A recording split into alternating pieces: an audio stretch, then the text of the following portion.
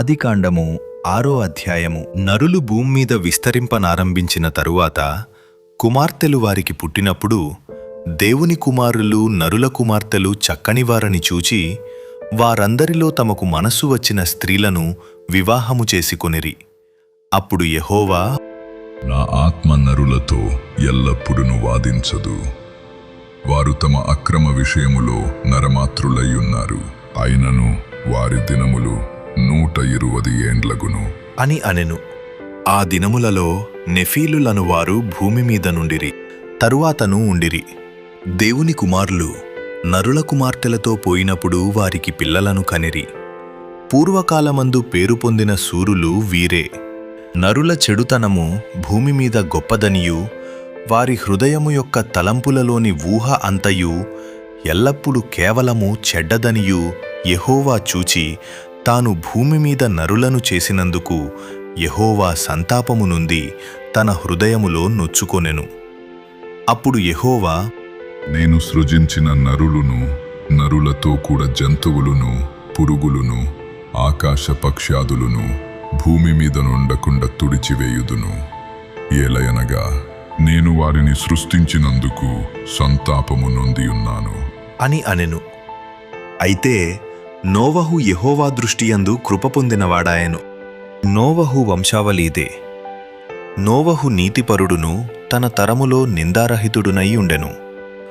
నోవహు దేవునితో కూడా నడిచినవాడు. షేము, హాము, యాపెతను 3 కుమారులను నోవహు కనెను. భూలోకము దేవుని సన్నిధిని చెడిపోయి ఉండెను. భూలోకము బలాత్కారముతో నిండియుండెను.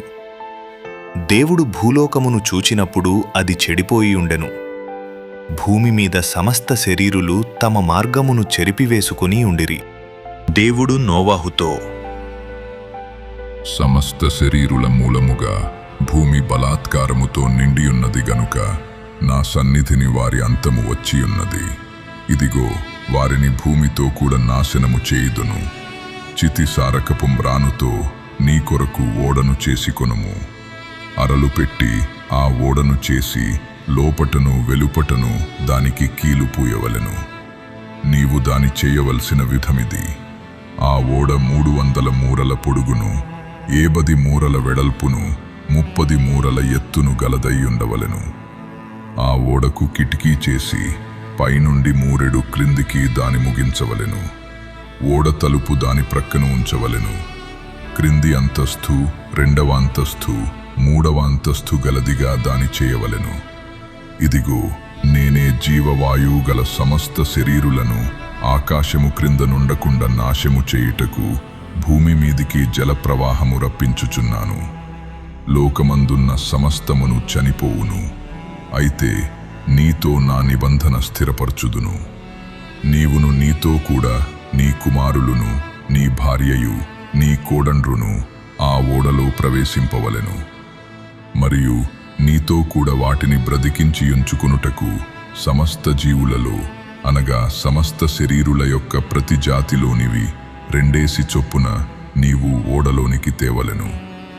వాటిలో మగదియు ఆడుదియు నుండవలెను. నీవు వాటిని బ్రతికించి ఉంచుకొనుటకై వాటి వాటి జాతుల ప్రకారము పక్షులలోను వాటి వాటి జాతుల ప్రకారము జంతువులలోను వాటి వాటి జాతుల ప్రకారము నేలను ప్రాకు వాటన్నిటిలోను ప్రతి జాతిలో 2 చొప్పున నీ యొద్దకు అవి వచ్చును.